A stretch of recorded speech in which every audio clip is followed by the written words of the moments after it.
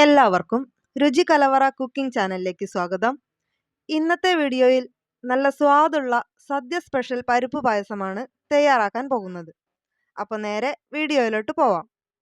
ഇതിനായി ചട്ടിയിൽ 2 table spoon നെയ്യ് ഒഴിച്ച് 300 ഗ്രാം പരിപ്പ് ചേർത്ത് വറുത്തെടുക്കുക. പരിപ്പ് ഞാൻ നേരത്തെ തന്നെ കഴുകി ഊറ്റി വെച്ചിരുന്നതാണ്. പരിപ്പിൻ്റെ നിറം മാറുന്നത് വരെ ഇളക്കി കൊടുക്കുക. റോസ്റ്റ് ചെയ്തെടുത്ത പരിപ്പ് ഞാൻ 5 ലിറ്ററിൻ്റെ കുക്കറിലേക്ക് മാറ്റുന്നുണ്ട്. പായസത്തിലേക്ക് 3 നാളികേരത്തിൻ്റെ പാലാണ് എടുത്തു വെച്ചിട്ടുള്ളത്. ഇതിലേക്ക് 3-ാം പാൽ ചേർത്ത് ഇളക്കി കൊടുത്ത ശേഷം 1 കപ്പ് വെള്ളവും കൂടെ ചേർത്ത് അടച്ചു വെച്ച് വേവിക്കുക.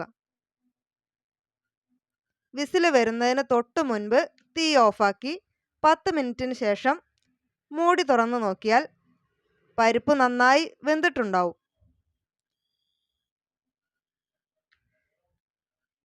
ഇതിലേക്ക് 2-ാം പാൽ ചേർത്ത് നല്ലതുപോലെ ഇളക്കി കൊടുക്കുക.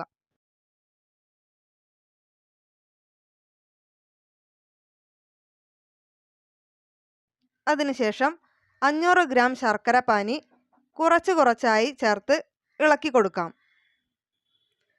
മധുരം കുറച്ച് വേണ്ടവർക്ക് ആവശ്യത്തിനുള്ള ശർക്കരപ്പാനി ചേർത്ത് കൊടുത്താൽ മതിയാവും.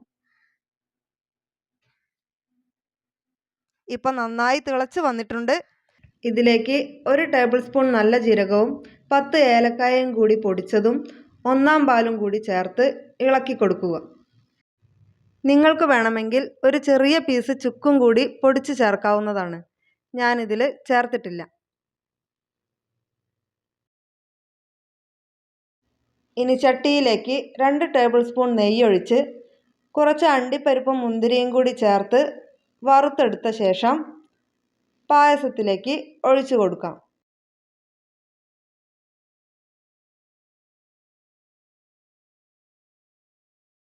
ഇപ്പോൾ നല്ല സ്വാദുള്ള സദ്യ സ്പെഷ്യൽ പരിപ്പ് പായസം റെഡി ആയിട്ടുണ്ട്. എല്ലാവരും ട്രൈ ചെയ്ത് നോക്കണം.